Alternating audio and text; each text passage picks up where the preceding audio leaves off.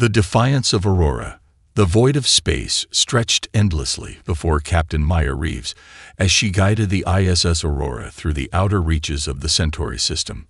The ship glided silently, its obsidian hull absorbing starlight rather than reflecting it, one of many innovations that made the Aurora humanity's most advanced vessel. Captain, routine scan complete. All systems nominal, reported Lieutenant Cole from the tactical station. Maya nodded, her dark eyes fixed on the main viewport. Good. Take us to the next patrol point. The Aurora was officially on a standard patrol mission, but Maya knew better. This was the ship's true maiden voyage, a test of systems so advanced they'd been kept classified even from most of Earth's Unified Defense Command. Only a select crew of 27 served aboard, each hand-picked for their expertise and discretion. Captain, the calm, almost melodic voice of Araya, Aurora's responsive intelligence array, interrupted her thoughts. I'm detecting unusual energy signatures at the edge of our scanning range. Maya straightened in her command chair. Define, unusual, Araya. Energy patterns consistent with multiple large vessels emerging from subspace. Configuration unknown. Not matching any Earth or allied signatures. A chill ran down Maya's spine. Humanity had only encountered 3 other spacefaring species in the 50 years since achieving faster-than-light travel. All were relatively peaceful trading partners with limited military capabilities. Full sensor sweep, maximum range. Lieutenant Cole, bring us to combat readiness, silent mode. The bridge hummed with activity as the crew responded to her commands. The Aurora's systems shifted seamlessly to combat configuration while maintaining its stealth profile. Visual confirmation incoming, announced Lieutenant Cole, his voice tight. The main viewport shifted, displaying a magnified view of distant space. Maya's breath caught in her throat. Hundreds of vessels, no, thousands, arranged in precise formation were emerging from subspace. Their design was unfamiliar, angular, predatory shapes adorned with what appeared to be weapon arrays. HFY. Analysis. Vessels appear to be military in nature. Based on formation patterns and energy outputs, I estimate 3,427 craft of varying sizes. The largest measures approximately 12.4 kilometers in length. Maya's mind raced. Earth had nothing close to this scale. The entire Earth fleet comprised just under 200 vessels, and the largest was barely 2 kilometers long. Their trajectory? She asked, already suspecting the answer. Calculating. Confirmed. Fleet is on direct course for Sol system. At current speed, they will reach Earth in approximately 72 hours. The bridge fell silent as the implications sank in. This wasn't an exploration party or a trade delegation. This was an invasion force. Communications, attempt to establish contact, Maya ordered. Standard first contact protocols. No response, Captain, came the reply moments later. I've tried all frequencies and formats. Maya made her decision. We need to warn Earth. Lieutenant Reed, prepare. Captain, Araya interrupted, urgency in her synthesized voice. We've been detected. 3 vessels have broken formation and are approaching our position. Time to intercept. 2 minutes, 17 seconds. Can we outrun them? Negative. Their acceleration capabilities exceed our maximum sustainable thrust by 37%. Maya's jaw set with determination. Then we fight. Battle stations. The Aurora hummed as weapon systems came online. Maya knew they were outmatched, but the Aurora wasn't a conventional vessel. Its quantum neural architecture allowed it to adapt, learn, and evolve during combat. HFY. Initiate adaptive response protocol. Prioritize defensive systems. Protocol initiated, Captain. The 3 alien vessels approached rapidly, sleek predators against the backdrop of stars. Without warning, they opened fire.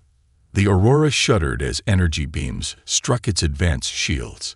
Shield integrity at 83%, reported Lieutenant Cole. Those hits weren't at full power, Captain. They're testing us. Return fire, targeting propulsion systems. Let's see what they're made of. The Aurora's particle beams lanced out, striking the lead vessel. To Maya's shock, the beams seemed to dissipate harmlessly against its shields. No effect, Captain. Their defensive technology is beyond our current capabilities. Another volley from the alien vessels rocked the Aurora. Shields at 61%, Cole announced, his voice tight. HFY. Report, Maya demanded. Analyzing enemy weapon signatures, adapting shield frequency. Effectiveness should improve by 22% against subsequent attacks. That was the Aurora's true strength, its ability to adapt in real time, each attack making it stronger against similar threats. The alien vessels fired again, but this time the Aurora weathered the assault better. Shield holding at 52%, Cole reported, surprise evident in his voice. Maya allowed herself a small smile. HFY. What about our weapons? Recalibrating particle beam frequency based on observed shield resonance. Recommend firing on my mark. Ready weapons, Maya ordered. Mark. The Aurora fired again, its beams now modulated to a frequency that penetrated the alien shields. The lead vessel shuddered, parts of its hull glowing red from the impact. Direct hit, Cole exclaimed. Before they could celebrate, the remaining vessels unleashed a barrage that hammered the Aurora relentlessly. Shields failing, multiple hull breaches on decks 3 through 7, Cole reported as the ship rocked violently.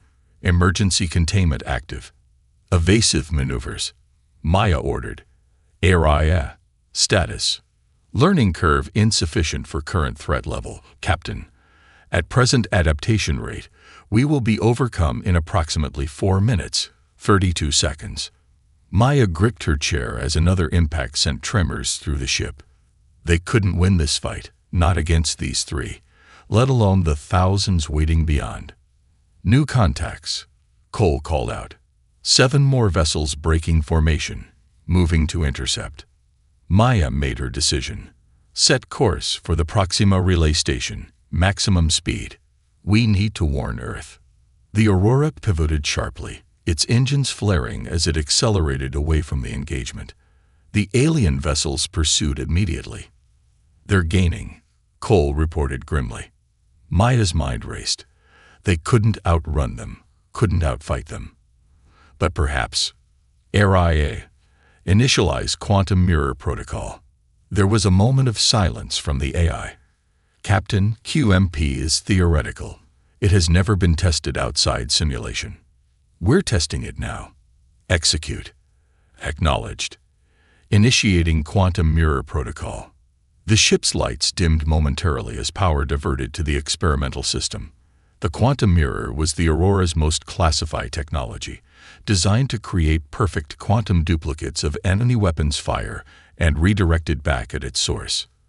The pursuing vessels fired again, their energy beams cutting through space toward the Aurora. Impact in 3 seconds, Cole warned. Hold steady, Maya commanded.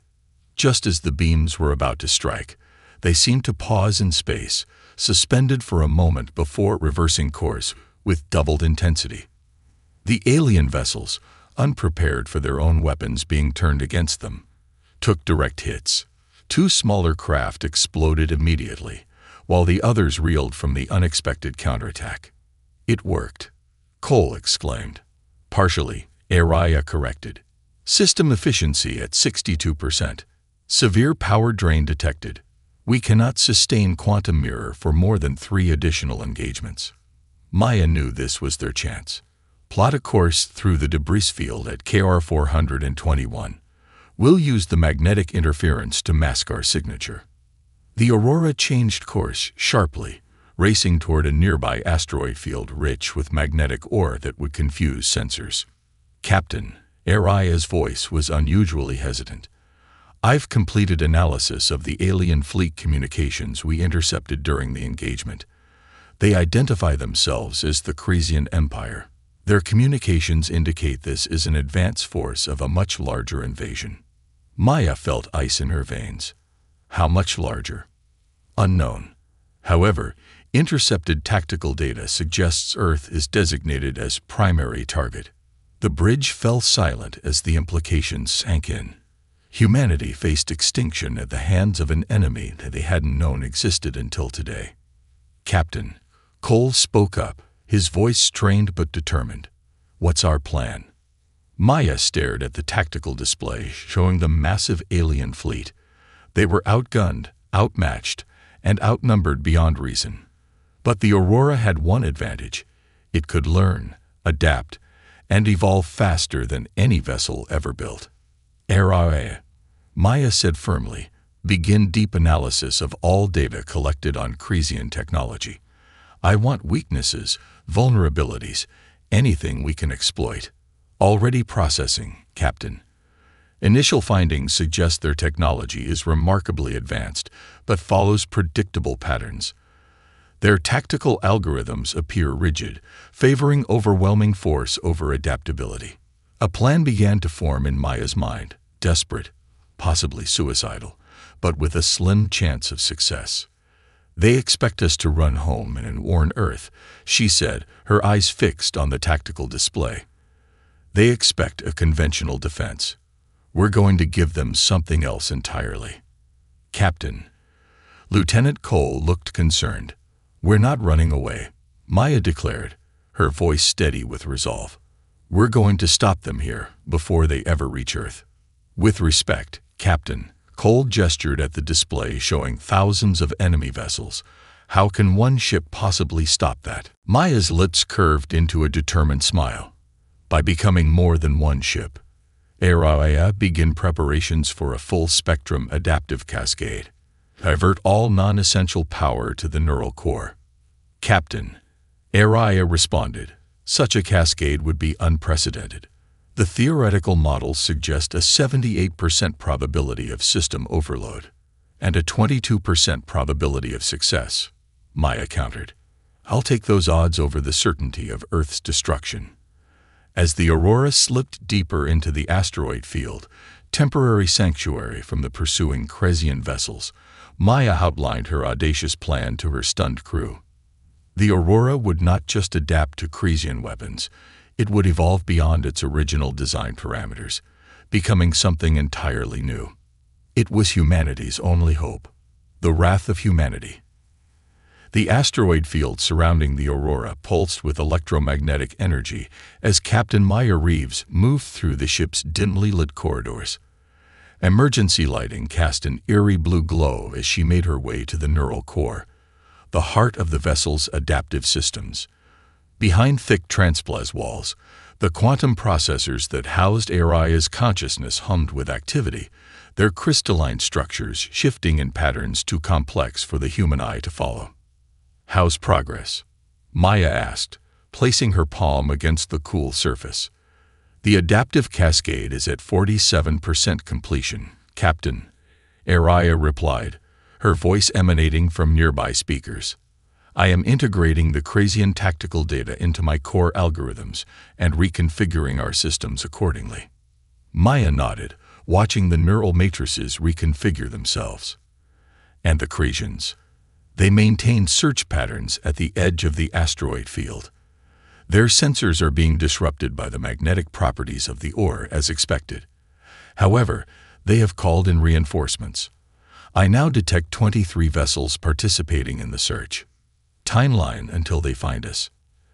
At current search efficiency, approximately 3 hours, 17 minutes. Maya frowned. And how long until the cascade is complete? 4 hours, 42 minutes at current progression rate. Not good enough, Maya muttered. We need more time. She tapped her comm unit. Lieutenant Cole, meet me in engineering. 20 minutes later, Maya stood before her assembled senior officers in the Aurora's engineering section. The ship's massive quantum drive pulsed with contained energy behind them. The plan is simple, Maya explained, gesturing to the holographic display showing the asteroid field and the searching Cresian vessels. We need to buy time for HFY to complete the adaptive cascade. To do that, we're going to give the Cresians something to chase. She nodded to Chief Engineer Takashi, who stepped forward. "We've modified 3 of our sensor drones with components from our reserve shield generators," Takashi explained. "Each drone will emit an energy signature identical to the Aurora's quantum drive. To Kresian sensors, they'll appear to be us attempting to flee in different directions." "Won't they realize they're chasing decoys once they get close enough?" asked Lieutenant Reed, the communications officer. Maya smiled grimly. "That's where the second part comes in. Each drone carries a modified quantum resonance charge. When the Kresians get within optimal range and scan the drones with their active sensors, the charges will detonate," Takashi finished, "creating a subspace disruption that will temporarily blind their sensors and damage any vessels within close proximity." "It's a distraction, not a solution," Maya emphasized, "but it should buy us the time we need." The plan was set in motion within the hour. The 3 drones shot out from the Aurora's position, each taking a different trajectory through the asteroid field. As predicted, the Kresian vessels split their forces to pursue what they believed to be the human vessel attempting to escape. Back aboard the Aurora, Maya watched the tactical display with tense anticipation as the first Kresian cruiser closed in on one of the drones. "Detonation in 3, 2, 1, Cole counted down. The display flared bright as the quantum resonance charge detonated. The resulting subspace disruption rippled outward, temporarily blinding sensors throughout the region. "Direct hit," Cole reported with satisfaction. 4 Kresian vessels caught in the disruption field. Their systems appear to be temporarily offline. 2 more detonations confirmed, Araya added. 14 Kresian vessels affected in total. Remaining forces are regrouping and adjusting their search parameters. "How much time did we buy?" Maya asked. "Estimated 7 hours before they can complete a thorough sweep that would detect our position." Maya nodded in satisfaction. "That should be enough." Araya. Status of the adaptive cascade. Progressing more rapidly than anticipated. Estimated completion in 5 hours, 23 minutes. "Good. Prepare all systems for immediate activation once the cascade is complete. We'll only get one shot at this." The hours passed in tense silence as the Aurora remained hidden deep within the asteroid field. The ship's systems underwent dramatic transformations as Araya's adaptive cascade rewrote software and reconfigured hardware on a fundamental level. "Captain," Araya's voice broke the silence. "The adaptive cascade is complete." Maya, who had been resting in her quarters, sat up immediately. "Results. Beyond theoretical parameters, the integration of Kresian tactical data has allowed me to develop countermeasures to 94% of their observed weapon systems. Additionally, I have reconfigured our quantum drive to emit a resonance field that should disrupt their shield harmonics." Maya made her way to the bridge, where her senior officers awaited. The tactical display showed the Kresian vessels methodically searching the asteroid field, drawing ever closer to their position. "ARIA has completed the adaptive cascade," Maya announced to her crew. "It's time to execute our plan." She took her place in the command chair, her expression resolute. "ARIA, initialize Prometheus protocol." "Initializing Prometheus protocol," ARIA confirmed. "Warning. Operating beyond design parameters. System instability likely." "Acknowledged. Proceed." The Aurora hummed with new energy as systems came online in configurations never intended by its designers. The quantum drive's output doubled, then tripled, channeling power through pathways that glowed with barely contained energy. "Shields reconfigured to Kresian counter-harmonics," Araya reported. "Weapons systems modified to exploit observed vulnerabilities. Quantum mirror system optimized for multiple simultaneous reflections." Maya took a deep breath, then gave the order that would either save humanity or result in their immediate destruction. "Take us out of hiding. Set course directly for the main Kresian fleet." The Aurora surged forward, emerging from the asteroid field like a predator from concealment. The nearby Kresian search vessels reacted immediately, weapons systems coming online. "They're locking weapons," Cole reported. "Let them fire first," Maya ordered calmly.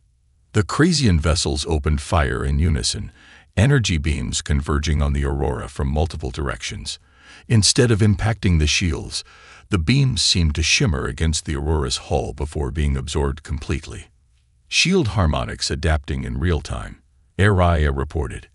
Energy weapons neutralized, converting captured energy to power reserves. Return fire, Maya commanded.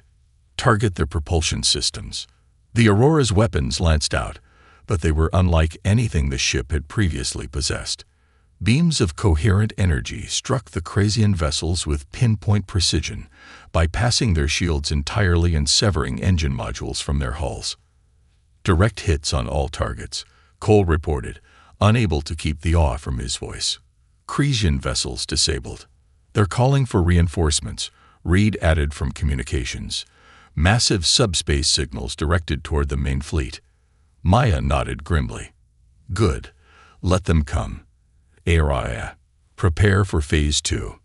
The main Krasian fleet reacted to the unexpected threat with impressive speed. Hundreds of vessels altered course, moving to intercept the lone human ship that had somehow disabled their advanced scouts. Incoming vessels. Time to intercept 3 minutes, Cole reported. Araya. Initialize quantum replication matrix, Maya ordered. Initializing QRM. Warning. Power requirements exceed safe operational parameters by 340%. Understood. Proceed. The space around the Aurora began to shimmer and distort. Where there had been one ship, suddenly there appeared to be dozens, then hundreds, each an exact quantum duplicate of the original. To the approaching Krasian fleet, it appeared as if they were suddenly facing an armada equal to their own numbers. The duplicates weren't solid matter, but quantum projections that registered on sensors as physical vessels, complete with shield signatures and weapon systems. Quantum replication matrix stable, Araya reported. 278 duplicates generated and maintaining coherence. Power reserves at 62% and declining. Execute attack pattern Hydra, Maya commanded. The Aurora and its quantum duplicates surged forward in perfect coordination, engaging the bewildered Krasian fleet.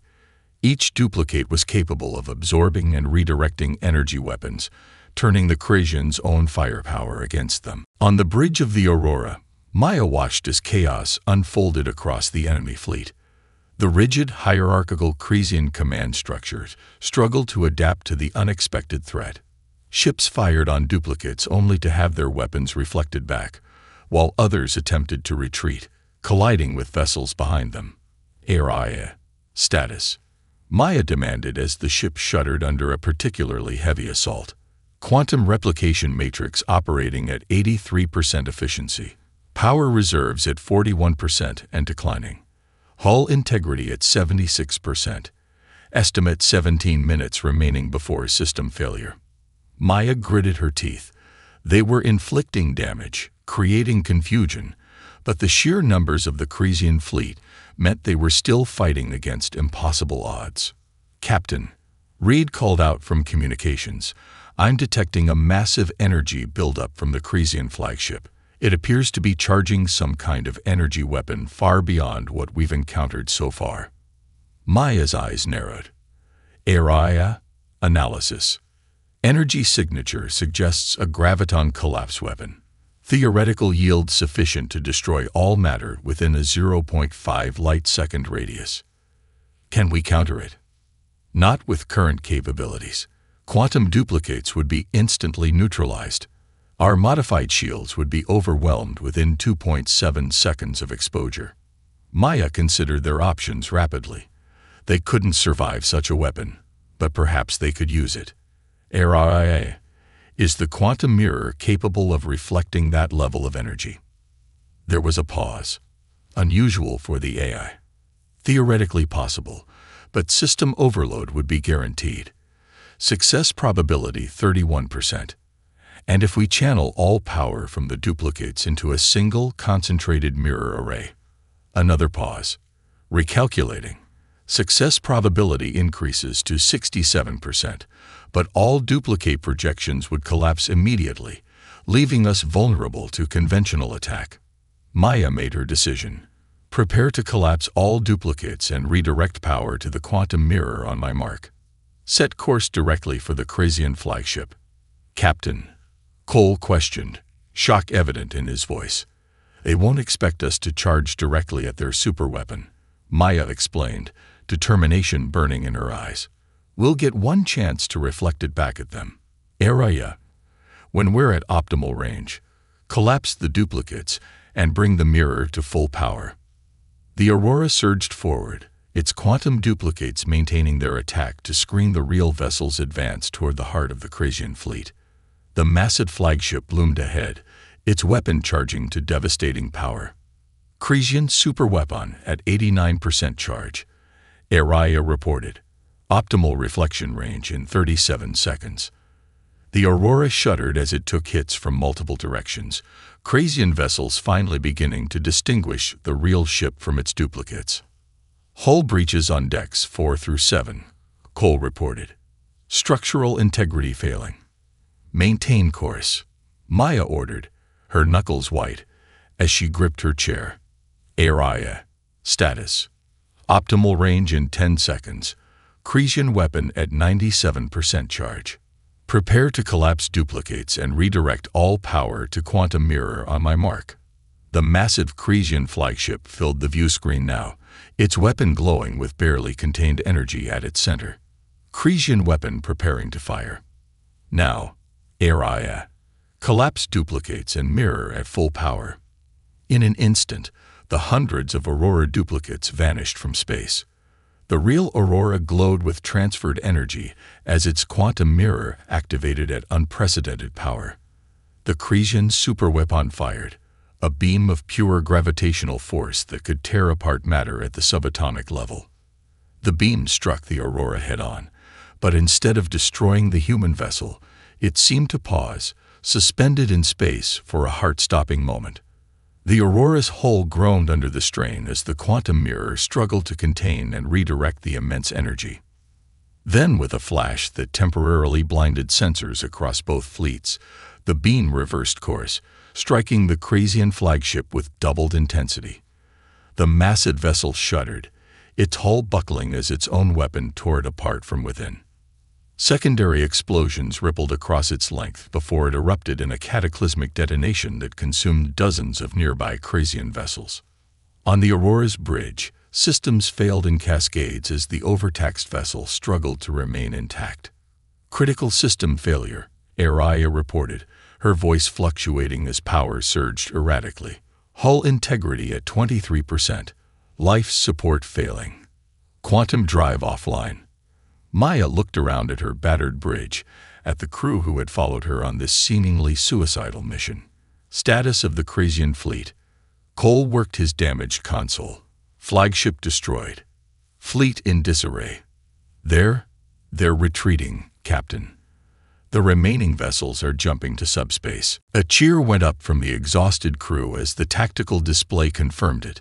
The mighty Krasian fleet, faced with an adversary they couldn't understand, was retreating. Araya, can we get a message to Earth? Maya asked, slumping back in her chair as the adrenaline began to fade. Communication systems damaged but functional. Composing message now. As the Aurora drifted amid the debris of battle, Maya dictated humanity's first message home about their encounter with the Krasian Empire. It was not just a warning about a new threat, but a testament to what a single human vessel, with the right technology and desperate courage, could accomplish against overwhelming odds. The message would reach Earth long before they could limp home for repairs. It would forever change humanity's understanding of its place in the galaxy. They were no longer alone, no longer safe in their isolation, but they had proven themselves capable of standing against the most powerful forces the galaxy could unleash. As Maya finished her message, she gazed out at the stars beyond the damaged viewport. The Krasians would return. She had no doubt of that. But next time, humanity would be ready. and the legend of how a single human vessel had defeated the galaxy's mightiest fleet would spread throughout the stars, a warning to any who might threaten Earth in the future. The Aurora had done more than win a battle. It had announced humanity's defiance to the galaxy. The shattered piece, Captain Sarah Chen, had always found comfort in the steady rhythm of space. From her command post aboard Titan mining station, she watched the endless dance of cargo ships moving between Earth's 17 colonies. The morning shift had been routine shipments from the asteroid belt, agricultural exports from the farming worlds, and the usual chatter of civilian traffic. At 34, Sarah had spent half her life in space, and she had never seen anything that couldn't be explained by standard procedures. The first sign of trouble came at 08 for 7 hours. Sarah was reviewing shipping manifests when her communications officer, Lieutenant Tom Rodriguez, called out from his station. His voice carried an edge she had never heard before. "Captain, we're receiving a distress call from Harvest Prime. Signals weak and breaking up badly." Sarah moved to Rodriguez's station, her coffee forgotten. Harvest Prime was one of the agricultural worlds, home to 2 million farmers and their families. They grew most of the food that fed the outer colonies. Nothing ever happened there except crop rotations and weather reports. "Put it through," Sarah ordered. The voice that came through the speakers was filled with static and terror. "Titan Station. This is Harvest Prime Control. We have unknown ships in our system. They're not responding to our hails. These vessels don't match any configuration in our databases. They're enormous and moving in attack formation." Sarah felt her stomach drop.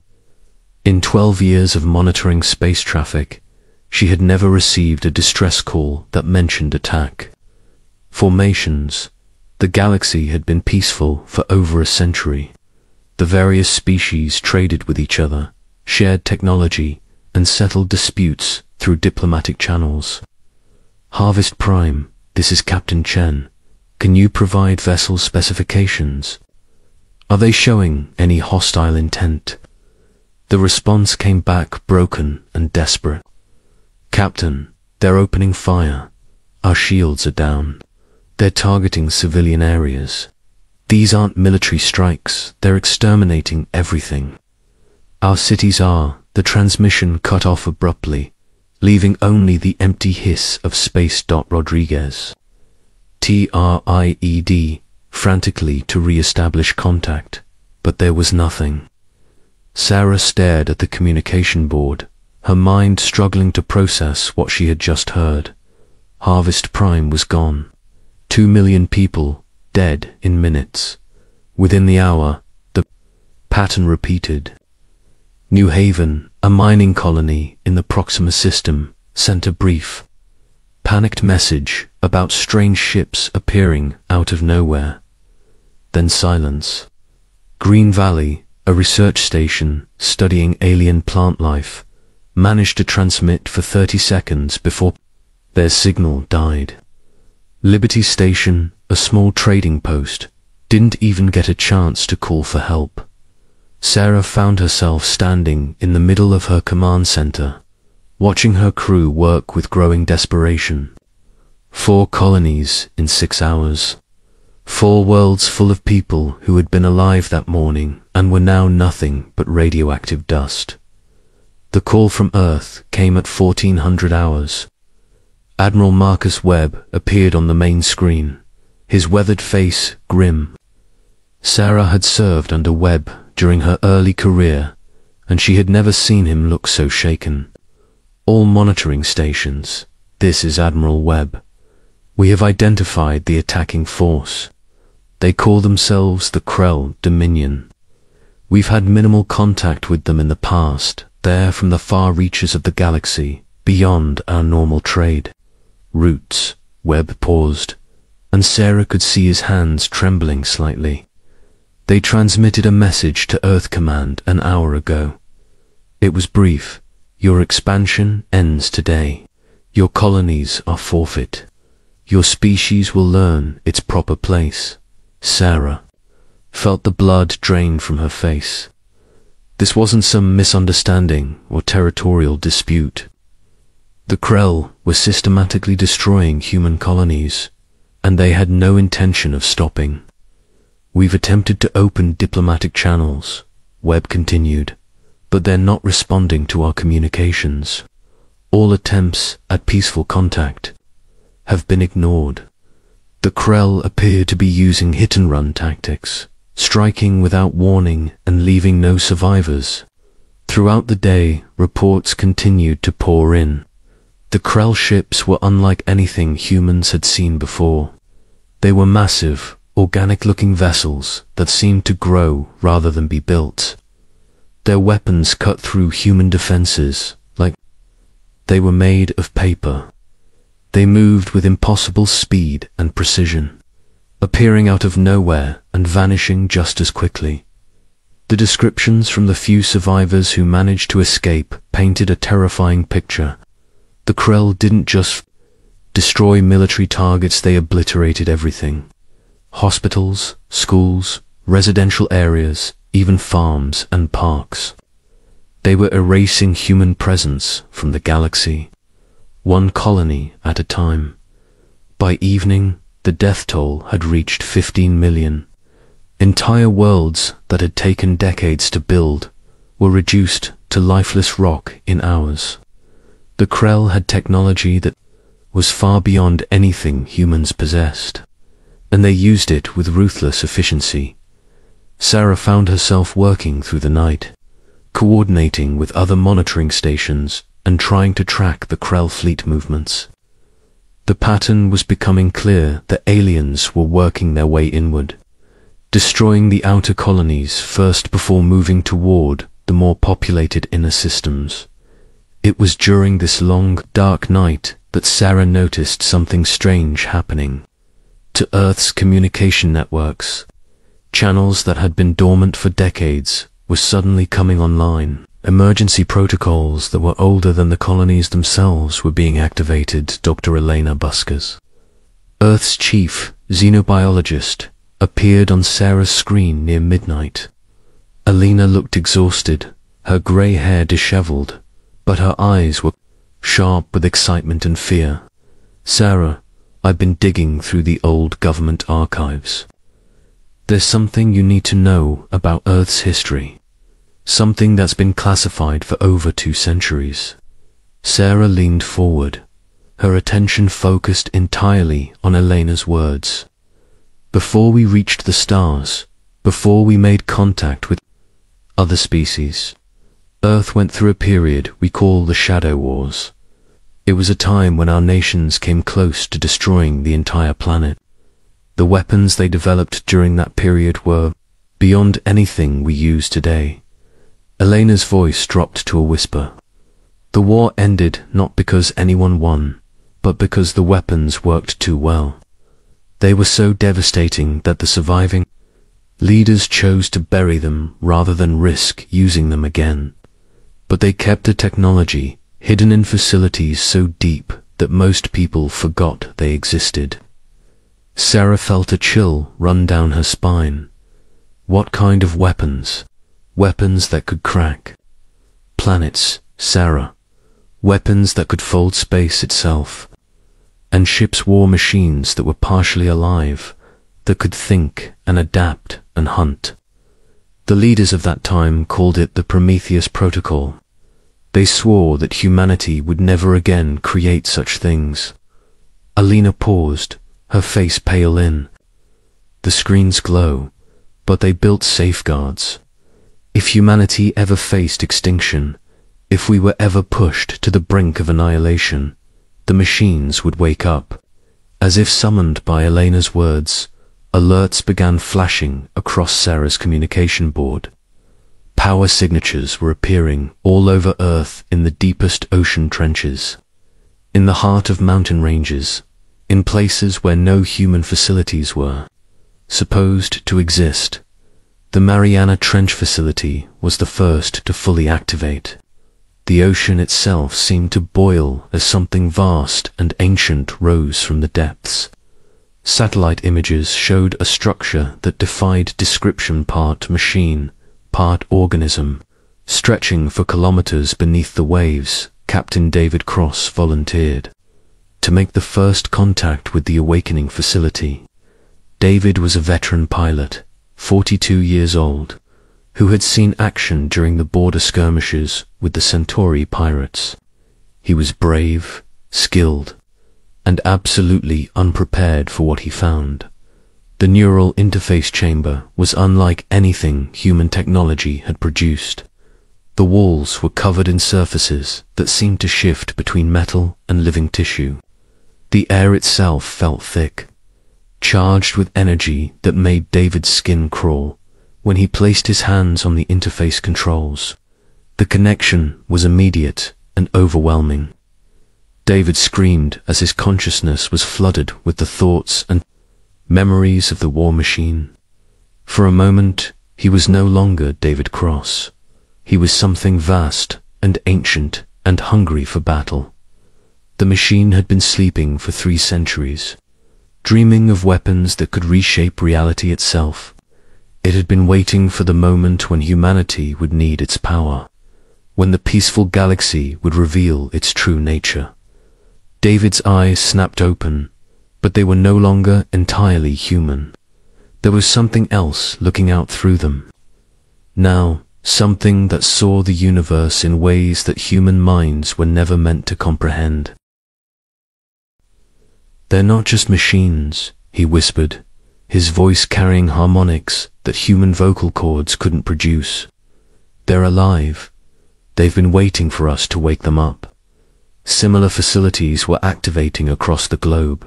The Sahara Desert revealed structures that had been hidden beneath the sand for centuries. The Antarctic ice sheet cracked as something stirred beneath the frozen wasteland.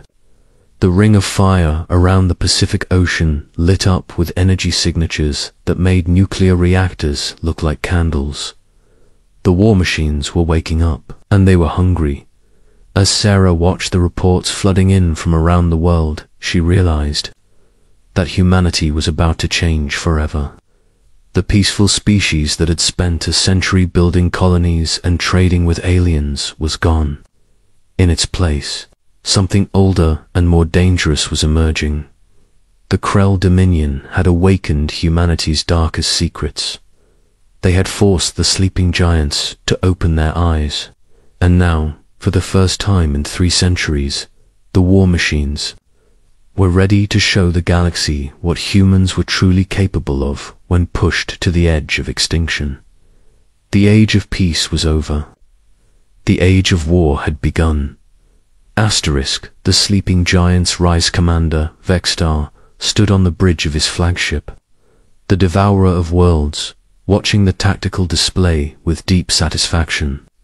In 4 days, his fleet had destroyed 12 human colonies without losing a single vessel. The humans had tried to fight back with their primitive weapons, but Krell shields were too strong and their ships too fast. Vextar was a veteran of 17 conquest campaigns. He had seen dozens of species beg for mercy as his fleet turned their worlds to ash. The humans were no different, weak, divided, and technologically inferior. Their only mistake had been expanding too quickly, claiming too many worlds without the strength to defend them. "Admiral," reported his tactical officer, "we are receiving another transmission from the human homeworld." Vextar's mandibles clicked in amusement. Let them waste their breath on pleas for mercy. It will make their final defeat more satisfying. The message that appeared on his screen was brief and cold. A human female in military uniform looked directly at him with eyes that showed no fear. "This is Admiral Carter of Earth Defense Command. You have committed acts of war against civilian populations. You have 24 hours to withdraw from human space and return our surviving colonists. If you do not comply, we will take appropriate action." Vextar laughed, a sound like grinding. Stone. Appropriate action. Your colonies are dust. Your people are dead. What action can you possibly take against the might of the Krell Dominion? The transmission ended without another word, leaving Vexstar still chuckling at human arrogance. He had crushed species far more advanced than these primates. Their threats were meaningless. He was still laughing when his patrol fleet disappeared. The patrol had been investigating strange energy readings near the former location of Harvest Prime. 15 ships, all heavily armed, all crewed by experienced warriors. They had been reporting normal status every 30 minutes. Then, at 1500 hours, they simply vanished. Search and rescue ships found nothing. No wreckage, no debris, no signs of battle. Just empty space where 15 Krell vessels should have been. Equipment failure, Vexter told his officers, but his voice lacked its usual confidence. Space is dangerous. Ships are lost sometimes. But deep in his mind, he wondered Captain David Cross was no longer entirely human. The neural interface with the war machine had changed him in ways that he was still discovering. He could perceive multiple dimensions simultaneously, see through the fabric of space-time itself, and feel the vast intelligence of the machine merged with his own consciousness. The attack on the Krell patrol had been his first real test. The war machine he piloted, designated Prometheus 7, had moved through space like a living shadow, existing partially outside normal reality. The Krell ships had been there one moment and gone the next, pulled into a pocket dimension that existed between the spaces of the universe. David felt no satisfaction from the victory. The part of him that was still human was horrified by how easy it had been. The war machines didn't just destroy enemies, they erased them from existence itself. Target eliminated, he reported to Admiral Webb, his voice carrying otherworldly harmonics. Enemy patrol fleet has been neutralized. Webb's face on the communication screen was grim. Understood, Captain. Are you... Are you still you? David considered the question. Was he still David Cross, the pilot who had grown up on Lunar Base and dreamed of flying among the stars?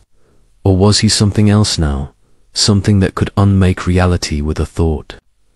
I'm what I need to be, he finally answered. Similar transformations were happening at facilities around the globe. The Sahara installation had produced Captain Maria Santos, who now piloted a machine that could fold space like paper. The Antarctic, the Scilly had awakened Commander Lee Wei, whose war machine existed in 17 dimensions simultaneously. The Pacific Ring installation had created Captain James Morrison, whose vessel could manipulate time itself. Each pilot paid the same price there. Humanity, traded for the power to fight beings that conventional weapons couldn't touch. Dr. Alina Vasquez studied the psychological profiles of the pilots from her laboratory on Earth. The changes were profound and disturbing. The pilots were becoming something new, something that wasn't quite human anymore. Their brain patterns showed activity in regions that shouldn't exist. They spoke in mathematical languages that no human had ever learned.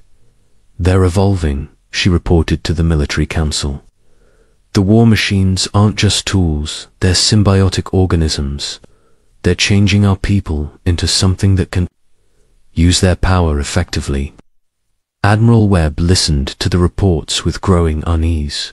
What's the cost, Doctor? What are we losing? Asterisk Elena's expression was haunted. Everything that makes us human. Our empathy, our creativity, our ability to love and dream and hope. The machines are perfect killing tools, but they're making our pilots perfect killers. The war machines had been designed during humanity's darkest period, when survival was more important than ethics.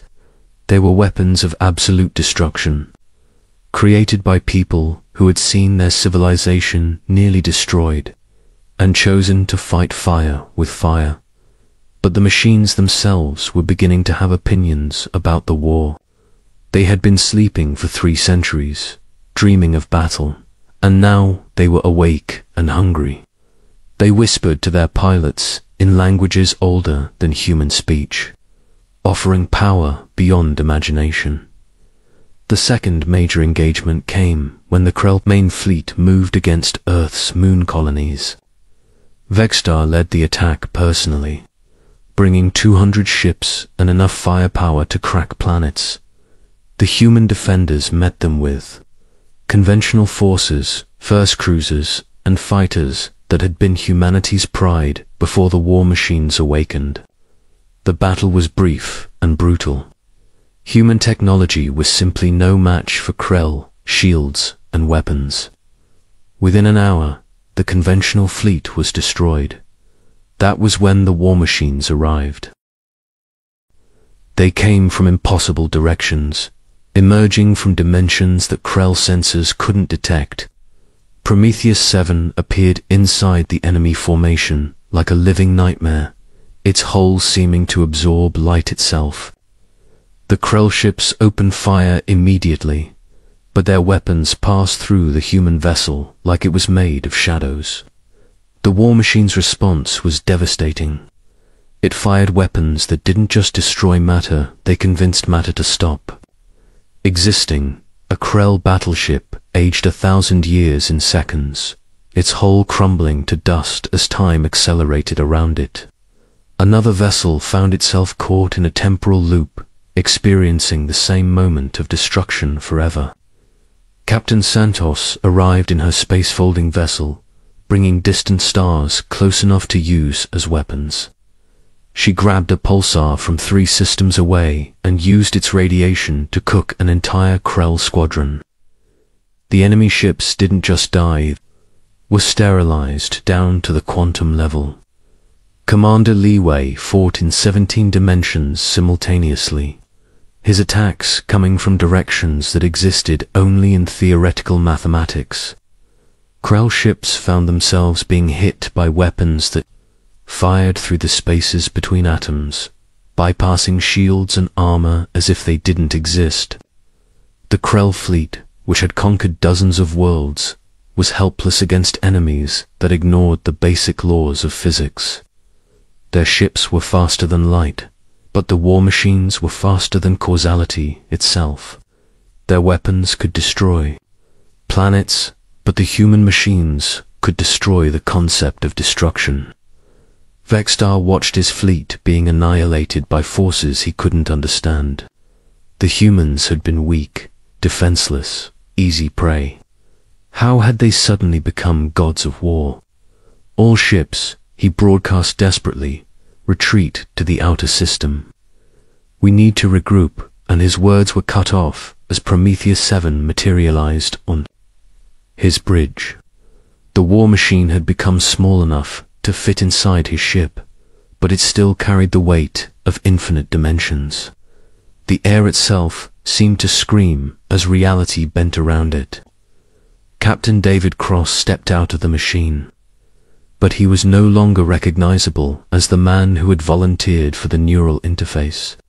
His eyes held depths that stretched beyond the visible universe. When he spoke, his voice carried the weight of collapsed stars. "Your war is over," he said simply. Vextar tried to draw his weapon, but his hand wouldn't obey. The human, if it was still human, had changed the fundamental nature of the space around him. He was no longer part of the same reality as his ship, his crew, his weapon. "You attacked our colonies," Cross continued, his voice echoing in dimensions that Krell hearing couldn't perceive. "You killed our people. You thought we were weak." The war machine behind him pulsed with dark energy, and Vextar felt his consciousness being pulled into its depths. He saw the history of the human species, their wars, their suffering, their determination to survive no matter the cost. He saw the Shadow Wars, when they had nearly destroyed themselves learning to build weapons that could kill gods. We were never weak, Cross said, as Vexter's mind was absorbed into the war machines. Collective consciousness. We were sleeping. The Krell fleet ceased to exist. Not destroyed, not defeated, simply edited out of reality, as if they had never been built. The war machines had demonstrated their power, and the galaxy had taken notice. But the victory came, with a price that humanity was only beginning to understand. The pilots who had saved their species were no longer human. They had become something else, something that could think in ways that mortal minds couldn't follow. The war machines offered humanity a choice. They could have ultimate power, the ability to conquer the galaxy and ensure that no species would ever threaten them again. But to use that power fully, humanity would have to evolve beyond its current form. They would have to become what the war machines were: perfect, eternal, and utterly without mercy. Admiral Webb stood in the command center on Earth, watching. Reports flood in from across the galaxy. The Krell Dominion was gone, erased from existence by weapons that defied understanding. Other species were sending messages of surrender, offering tribute and allegiance to the humans who had revealed themselves as the galaxy's new masters. The war machines waited for humanity's answer. Would they remain human and accept the limitations that came with mortality? Or would they embrace transcendence and become something greater than any species the galaxy had ever seen? The choice would define not just the future of humanity, but the future of life itself in the universe. The sleeping giants had awakened, and they were offering their creators a chance to join them in their eternal war against entropy itself. The age of humanity was ending. The age of whatever came next was about to begin.